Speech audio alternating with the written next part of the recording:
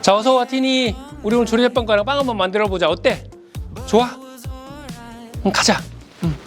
자,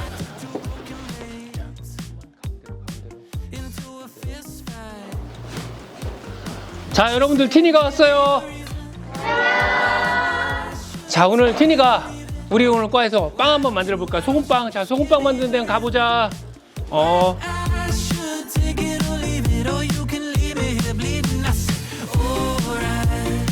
자, 오늘은 초코 소금빵을 만드는 방법에 대해서 말씀드리겠습니다. 자, 초코 소금빵은 강력분, 코코아 파우더, 설탕, 소금, 생이스트, 계량제, 분유가 들어가고요.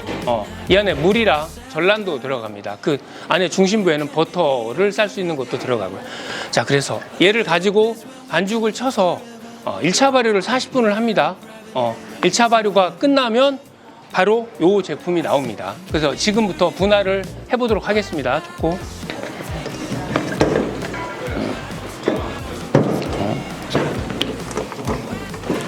한 개의 중량은 70g씩 될 거고요.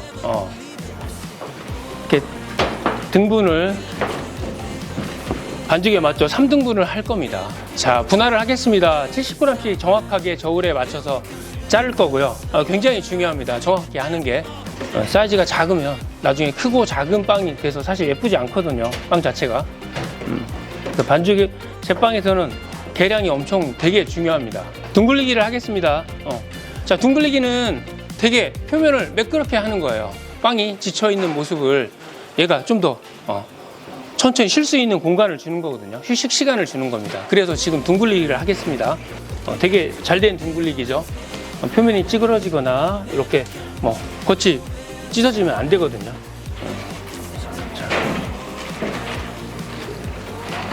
자, 둥글리가 완성된 제품을 저희가 이제 올챙이 모양으로 만들 거예요.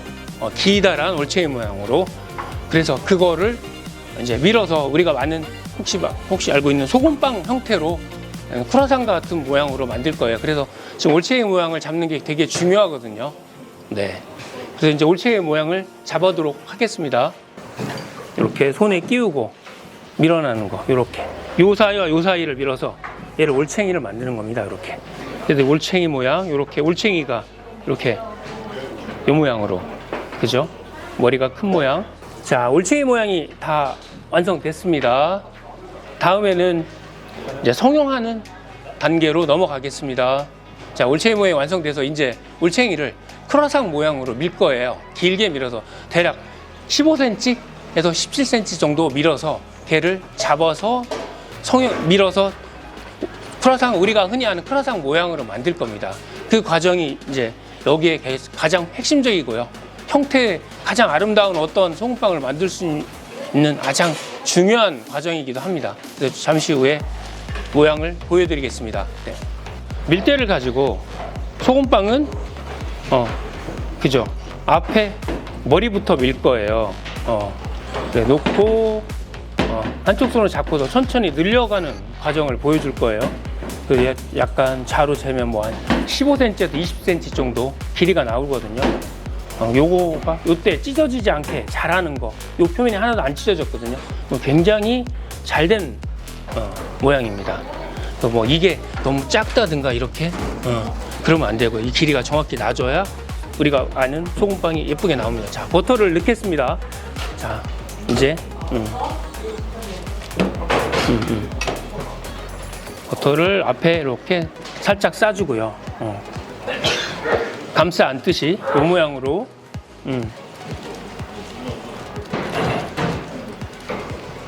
그래서 끝부분을 살짝 당기듯이 해서 밑부분을 이렇게 붙여주겠습니다. 이 부분. 그러면 하나의 소금빵이 완성된 겁니다. 이렇게 하나. 그럼 하나 더 밀어보겠습니다. 네. 자, 머리를 잡고 앞머리를 살짝 누르듯이 살짝. 그래서 당기면서 할 거고요. 이렇게 하면 이렇게 해서 버터를 하나를 넣어서 바로 하자.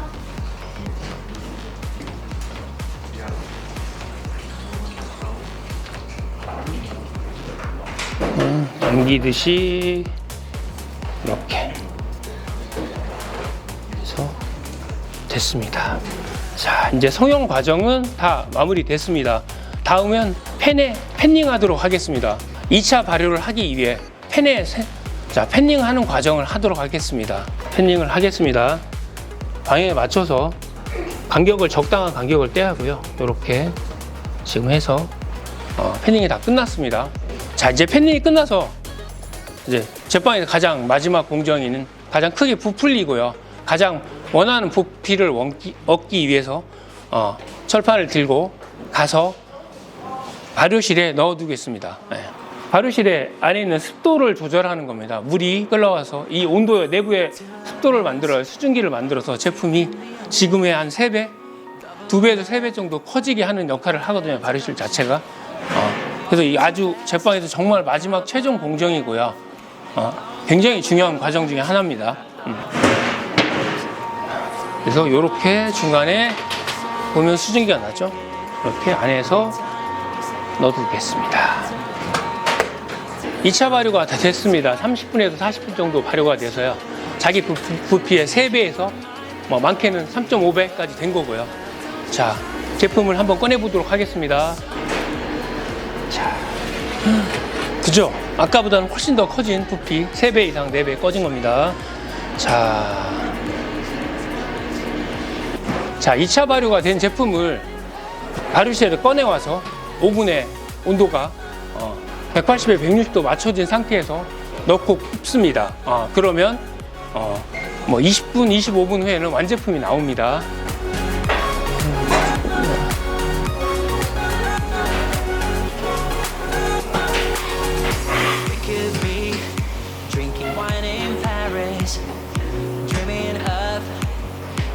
On an island, I'm not the type of guy to promise stars. With you, I'm flying. 제가 오늘 만든 제품은 거제 특산물을 이용한 토카스테라인데요. 여기 안에 강력분, 그 다음에 계란, 버터, 우유, 톳 분말, 톳 건조된 재료를 넣었습니다. 먼저 계란을 중탕을 할 건데요. 여기 안에 달걀, 설탕, 소금, 꿀 이렇게 들어갑니다.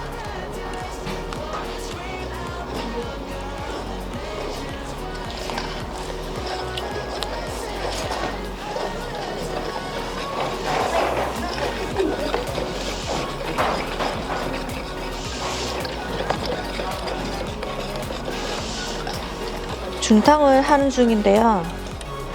계란이 익지 않게 40도 정도까지만 반죽 온도를 맞추면 됩니다. 가루를 채쳐줄 건데요. 여기 안에 강력분, 톳분말, 그 다음에 건조된 톳이 들어가 있습니다.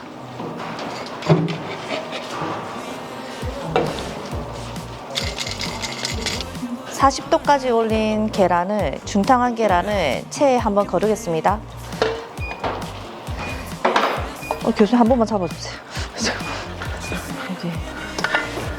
자, 이렇게 긁어서 바닥 안에 있는 계란도 완전히 다 손실 없이 쓰겠습니다.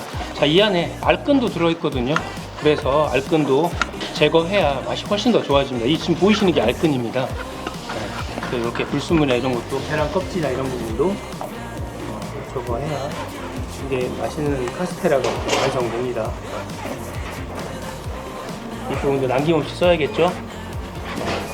정량으로 보시면 이렇게 이런 불순물이나 이런 알끈을 전부 다 제거해서 하도록 하겠습니다. 계란에 있는 알끈이나 그 약간의 익은 노른자를 거르기 위해서 체에 한번 걸렀습니다. 중탕한 계란물을 체에 거르는 이유는 불순물이나 알끈을 제거하기 위함입니다. 계란물을 알보리 색이 되도록 거품을 올릴 겁니다.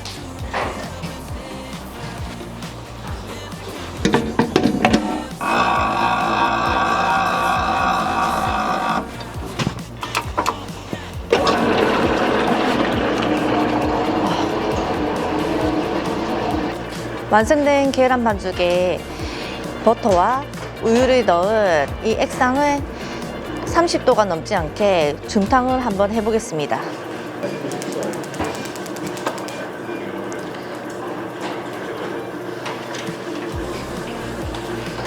아이보리색이 다 된 계란 반죽을 채친 가루를 넣어 보겠습니다.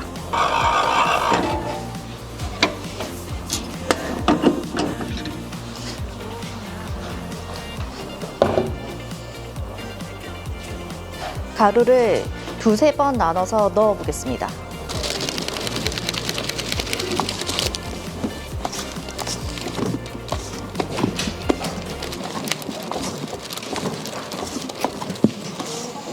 가루를 두세 번 나눠 넣는 이유는 가루가 뭉치지 않게 하기 위함입니다.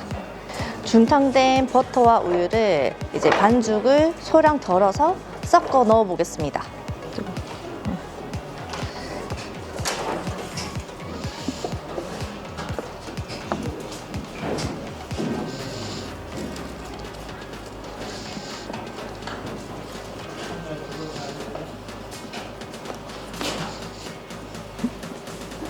골고루 섞겠습니다.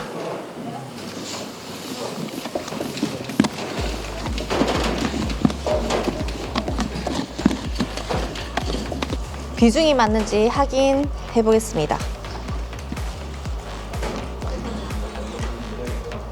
완성된 카스테라 반죽을 카스테라 틀에 붓겠습니다.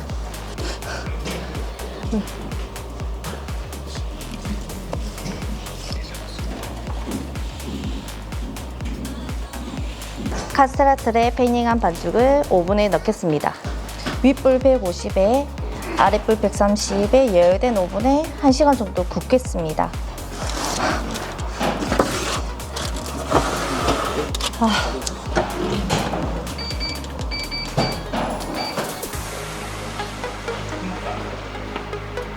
안녕.